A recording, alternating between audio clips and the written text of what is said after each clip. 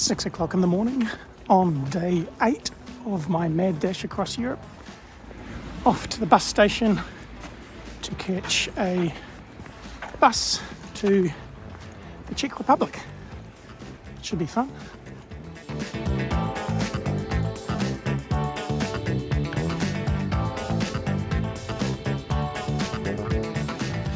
The only thing I knew about Prague before coming here was that it was old and beautiful. Having spent a couple of days here exploring, I can confirm it is old and beautiful, but with capital letters.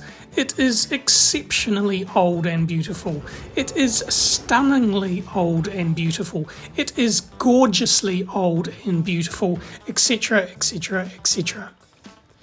Prague is the capital city of the Czech Republic, which was established in 1990 when Czechoslovakia split into the two separate countries of the Czech Republic and Slovakia.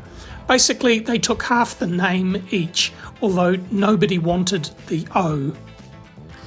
It was on the communist side of the Iron Curtain, but had a reasonably easy transition out of communism, which saved everyone a lot of grief. It has a population of 1.3 million, but I reckon you can double that with all the tourists. Yes, tourists just like me that are aimlessly wandering around the city looking at all the beautiful stuff. Wikipedia says that it has a combination of Romanesque, Gothic, Renaissance and Baroque architectures. But I'm no great student of architecture, other than the Baroque buildings look like Christmas cakes, according to my guide, and the Gothic ones have an abundance of pillars. That's about the extent of my knowledge.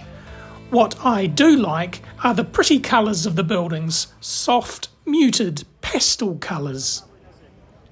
Speaking of walking tours, I did two, both with the same guide, so I shall be repeating some of his stories here.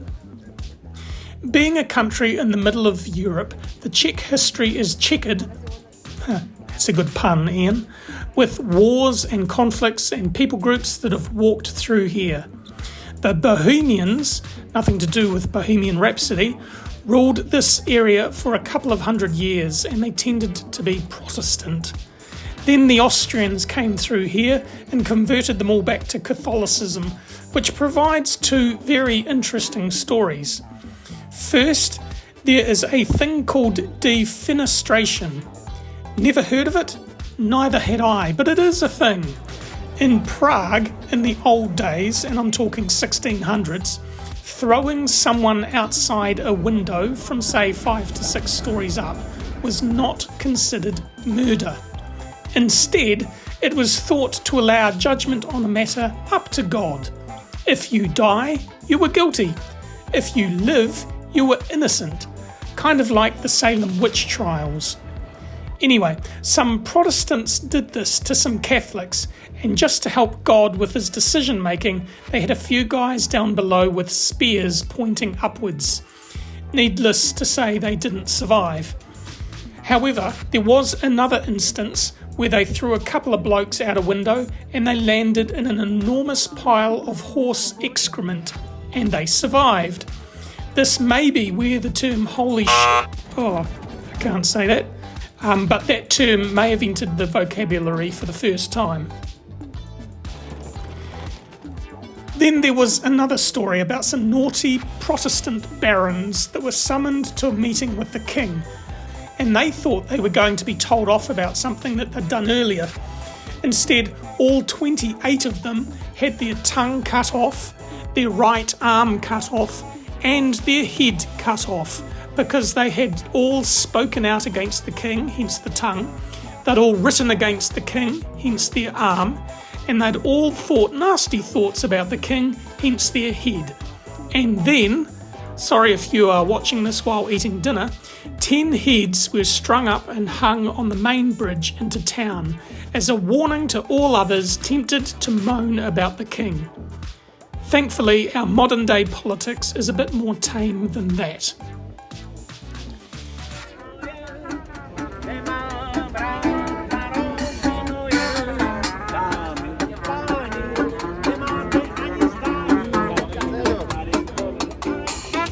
Anyway, all that to say, the Czech Republic is the second most secular nation in the world, and our tour guide said he thinks it traces back to the 1600s when all this was going on.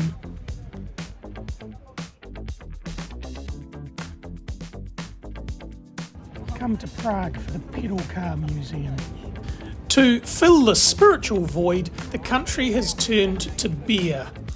The Czech Republic has the highest beer consumption per capita of any country in the world. Seriously, the Czech people drink double the amount that the next country does.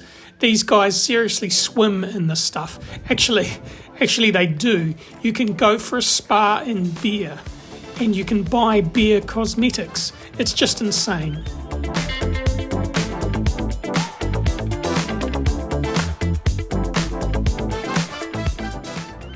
The astronomical clock is a marvel. Built in the 1400s, it is an incredibly complicated clock that even puts on a bit of a show on the hour. The 12 apostles make an appearance, there's a skeleton pulling on a rope and a golden chicken. However, the show has been voted the second most disappointing tourist attraction in Europe. Do you want to know what number one was? Well, that's the Mona Lisa in Paris.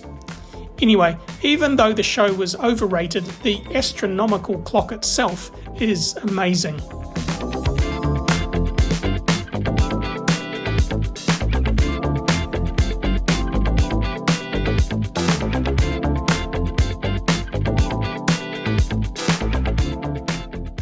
And did you know that the Prague Castle is the largest castle complex in the world? And you can fact check me by looking up the Guinness Book of Records. Apparently 4 million people visit this every year, making it the most popular attraction in Prague.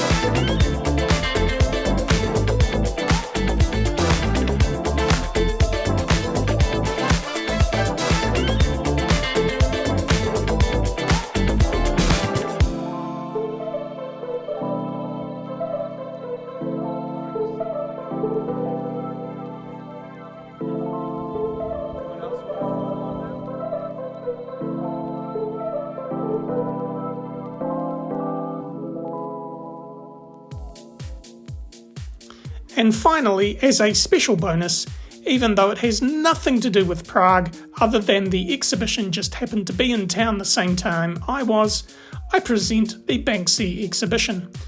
Helen and I had tried to go to this in Glasgow, but it was booked out days in advance.